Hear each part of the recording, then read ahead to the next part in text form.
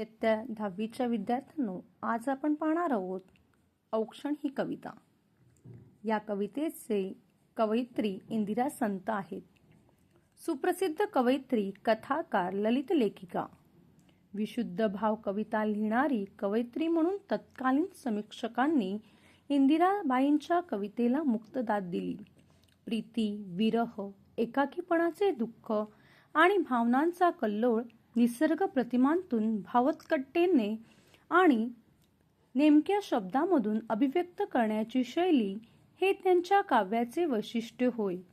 त्यांचे मेंदी आणि मृगजळ, रंगबावरी, बाहुल्या, गर्भरेशीम, चितकळा, वंशकुसुम, निराकार हे कविता संग्रह, श्यामली, कदली, चैतू हे कथासंग्रह असे विपुल लेखन प्रसिद्ध आहे. त्यांच्या गर्भरेशमी या संग्रहाला साहित्य अकादमीचा पुरस्कार मिळालेला आहे. सीमेवर लढायला जाण्यासाठी सुसज्ज झालेल्या जवानाला साऱ्या देशवासियांकडून केले जाणारे हे औक्षण आहे. औक्षण करताना मनात येणाऱ्या विविध भावनांचे वर्णन कवयित्रीने प्रस्तुत कवितेतून व्यक्त केले आहे. औक्षण म्हणजे काय? तर औक्षण म्हणजे आरती ओवाळणे किंवा आरती करणे. आपण आपल्या भाऊबीजेला, रक्षाबंधनाला भावांना जी आरती ओवाळतो त्यालाच म्हणतात औक्षण करणे, आरती ओवाळणे. ते औक्षण या कवितेत कवयित्री इंदिरा संत यांनी सैनिक जवान जे भारतीय सीमेवर अहोरात्र पहारा देत उभे आहेत, आपल्या जीवाची पर्वा न करता ते उभे आहेत, अशा सैनिकांची शब्दाद्वारे आरती ओवाळली आहे. कवयित्री म्हणते, नाही मुठीमध्ये द्रव्य, नाही शिरेमध्ये रक्त, काय करावे कळेना, नाही कष्टाचे सामर्थ्य. जीव ओवाळावा तरी, जीव किती हा लहान, तुझ्या शौर्य गाथे पुढे त्याची केवढीशी शान. वर घोंगावे बंबारा, पुढे कल्लोळ धुराचे, धडधडत्या तोफातून तुझे पाऊल जिद्दीचे. तुझ्या विजयाची दौड डोळे भरून पाहावी, डोळ्यातील आसवांची ज्योत ज्योत पाजळावी. अशा असंख्य ज्योतींची तुझ्या मागून राखण, दिनदुबळ्यांचे असे तुला एकच औक्षण. तर कवयित्री म्हणते, नाही मुठीमध्ये द्रव्य. कवयित्री सैनिकाला सांगते की हे सैनिका, तुला देण्यासाठी, तुला तुझ्या कामगिरीसाठी तुझी मेहनत घेतली आहे, तुझं जे बलिदान आहे, तुझं जे कार्य आहे, त्या कार्याला साजेस आम्हाला देण्या इतपत आमच्या सामान्य जनतेकडे एवढं द्रव्य नाही. द्रव्य म्हणजेच पैसे, संपत्ती. तर आमच्याकडे इतकं संपत्ती नाही, इतकं द्रव्य नाही आहे आमच्या मुठीमध्ये, आमच्या हातामध्ये, की आम्ही तुझ्या कार्याला साजेस असे पैसे देऊ शकू, धन देऊ शकू. नाही शिरेमध्ये रक्त. कवयित्री पुढे म्हणते की आमच्या शिर म्हणजे नस असते, ती आपली वेन्स, तर त्याच्यामध्ये रक्त म्हणजे रुधिर, ब्लड. आमच्याकडे इतकं रक्त नाहीये, आमच्या शिरेमध्ये, आमच्या नसामध्ये इतकं रक्त नाहीये की त्यांनी तुला जीवदान मिळेल, इतकं रक्त आमच्याकडे नाही. काय करावे कळेना, नाही कष्टाचे सामर्थ्य. हे सैनिका, तुझ्यासाठी आम्हाला खूप काही करावंसं वाटते, परंतु तुझ्या कार्याच्या पुढे आमचं धन, आमचं रक्त काहीच नाहीये. तुला पुरेसे एवढं आमच्याकडे रक्त नाहीये, आमच्याकडे पैसे नाहीयेत. तुझ्यासाठी काय करावं ते कळत नाहीये. नाही कष्टाचे सामर्थ्य. सामर्थ्य म्हणजे ताकद, बळ.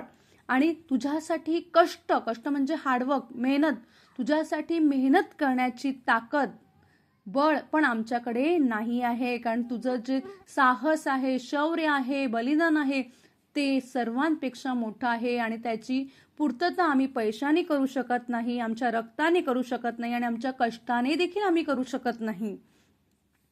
जीव ओवाळावा तरी, जीव किती हा लहान. कवयित्री पुढे म्हणते, सैनिका, तुझ्यासाठी मी जीव म्हणजे प्राण, तुझ्यावरती ओवळून टाकला, तुझ्यासाठी मी प्राण दिला, तरी तुझ्या बलिदानापुढे, तुझ्या कार्यापुढे माझा हा जीव, माझा हा प्राण किती लहान आहे, किती छोटा आहे. कळलं की नाही? तू जे आमच्या स्वतःच्या जीवाची पर्वा न करता, कुटुंबाची पर्वा न करता, जे अहोरात्र जे सैनिका तू लढतो आहेस, तू उभा आहेस आणि त्याच्या जीवावरच आम्ही झोप घेऊ शकतो, अशा सैनिका तुझ्यासाठी मी प्राण दिला, तरी तुझ्याच कार्यापुढे माझा प्राण देणं, माझा जीव देखील लहान आहे, छोटा आहे.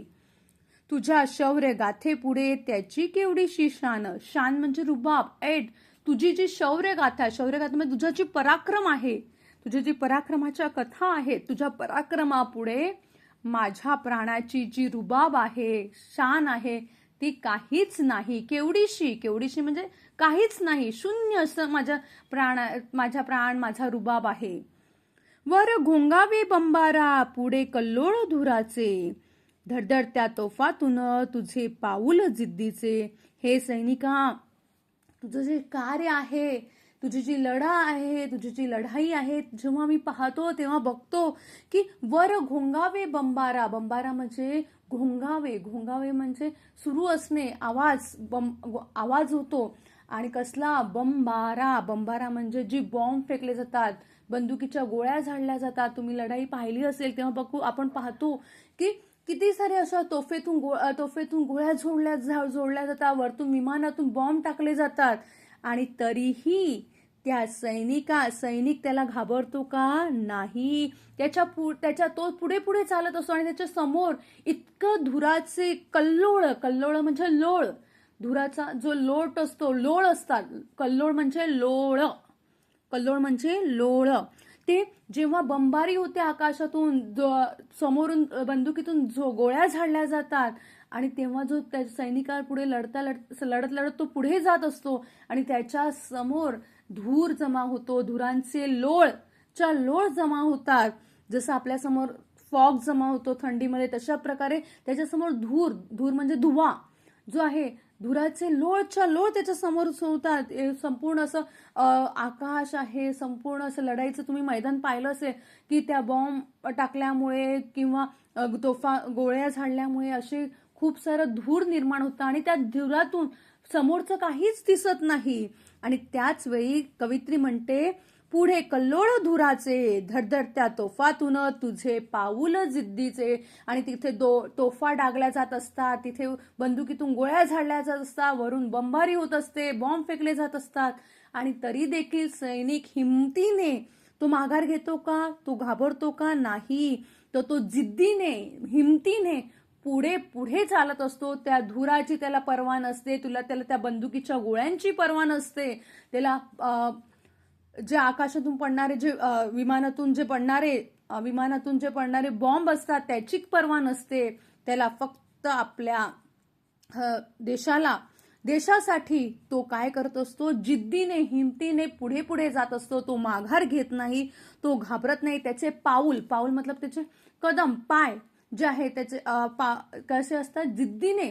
तो घाबरतो का? घाबरला तर लडखडून पडेल, पण तो घाबरत नाही. हिमतीने तो पुढेच जात असतो. तो त्या बॉम्बला घाबरत नाही, तो त्या गोळ्यांना, जो तोफ गोळा आहे त्याला घाबरत नाही, तो बंदुकीच्या गोळ्यांना घाबरत नाही. तो त्या धुरांमधून रस्ता काढून हिमतीने पुढे जात असतो. सैनिक असतो तो. तुझी विजयाची दौड डोळे भरून पाहावी. आणि म्हणूनच कवित्री म्हणते की तुझी जी विजयाची दौड म्हणजे तुझा जो विजय आहे, तुझ्या विजयापर्यंतची जी धाव आहे, तू जी ही एवढी लढाई करून, एवढी मेहनत करून, एवढे कष्ट घेऊन आणि एवढ्या आपल्या जीवाची पर्वा न करता जेव्हा तू लढाई जिंकतो, त्या लढाईची धाव डोळे भरून पाहावी. म्हणजे मनसोक्त तुझी लढाई जेव्हा जिंकतो तेव्हा आमचे डोळे भरून येतात, आम्हाला खूप आनंद होतो. डोळ्यातील आसवांची ज्योत पाजळावी.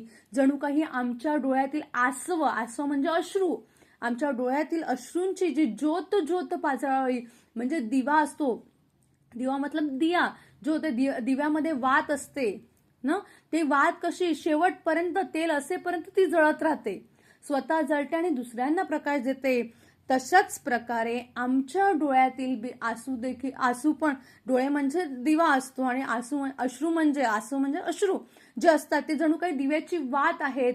आणि तुझी जी लढाई आहे ती बघता बघता आमच्या डोळ्यातून आसू जे आहेत, अश्रू जे आहेत ते वाहायला लागतात. जसं दिवा पाजळत असतो, दिवा जळत असतो, तसे आमचे अश्रू वाहत जातात. तुझी जी लढाई आणि लढाईतून तुला जो विजय मिळतो, तू लढाई जिंकतो, तेव्हा आमचे डोळे भरून येतात आणि मनसोक्त आमच्या डोळ्यातून अश्रू वाहत असतात.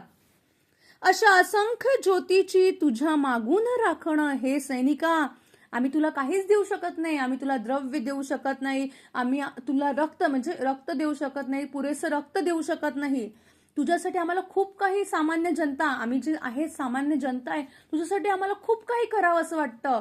पण तुझ्या शौर्यापुढे, तुझ्या पराक्रमापुढे आमचं कष्ट, आमचं सगळंच काही छोटं आहे, लहान आहे. म्हणूनच कवित्री म्हणते, परंतु तुझा विजय, तुझा लढाई जेव्हा आम्ही पाहतो, विजय पाहतो, तेव्हा आमचे डोळे भरून येतात. आणि अशा असंख्य ज्योतींची, असंख्य म्हणजे अनकाउंटेबल अशा अनेक लोक आहेत, त्यांच्या डोळ्यातून तुझ्यासाठी अश्रू येतात. आणि हे जे अश्रू आहेत तेच तुझ्या मागून हेच अश्रू तुझे काय करतात, राखण म्हणजे तुझं रक्षण करतात. तू आमचं रक्षण करतोस. तसे आम्ही देखील तुझ्यासाठी काही नाही, फुल ना फुलाची पाकळी, अशा प्रकारे आमच्या डोळ्यातून जे अश्रू येतात ते तुझ्या रक्षणासाठी येतात, राखण करतो. दीनदुबळ्यांचे असे तुला एकच औक्षण. दीनदुबळे म्हणजे गरीब जनता, आमच्यासारख्या सामान्य जनता आहे, गरीब जनता आहे, ते तुझ्यासाठी आम्ही तेवढंच करू शकतो. आणि अशा प्रकारे आमच्या डोळ्यातून जी आसवं येतात, जणू काही दिव्याची वात जशी जळते तशी आमच्या डोळ्यातून अश्रू जळत असतात, अश्रू पाजळत असतात. आणि ते तुझ्यासाठी एक औक्षण आहे, हीच तुझ्यासाठी असलेली आरती आहे. आम्ही तुला तिथे येऊन आरती करू शकत नाही, परंतु घरी बसून आम्ही जेव्हा तुझी लढाई पाहतो तेव्हा आमच्या डोळ्यातून जे अश्रू येतात ते जणू काही तुझी आरती ओवाळत असतात, तुझे औक्षण करत असतात. तर कवित्रीने औक्षण या कवितेमध्ये अतिशय सुंदररित्या सैनिक, जवान सीमेवर आपल्यासाठी काय करतात आणि सामान्य लोकांची त्यांच्या प्रती काय भावना आहे ती आपल्या शब्दातून व्यक्त केली आहे.